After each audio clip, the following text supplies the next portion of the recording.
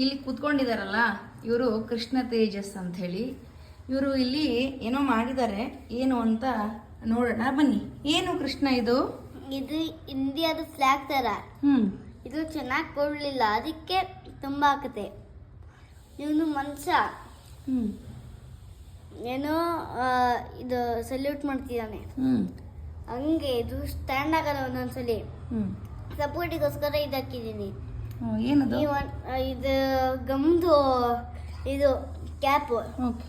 ಆಮೇಲೆ ಇದು ಮನುಷ್ಯನು ಬಿದ್ದುಬಿಡ್ತಾನೆ ಹಿಂದ್ಗಡೆಗೆ, ಅದಕ್ಕೆ ಇಲ್ಲಿ ಏನೋ ಇದು ಹಾಕಿದ್ದೀನಿ.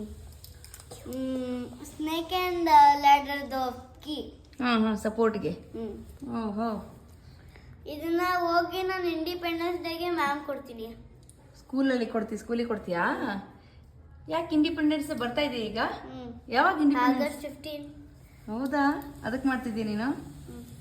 ಯಾರು ಕಳ್ಸ್ಕೊಟ್ರು ನಿಂಗಿದು? ಯಾರು ಇಲ್ಲ, ನೀನೇ ಮಾಡಿದ್ಯಾ?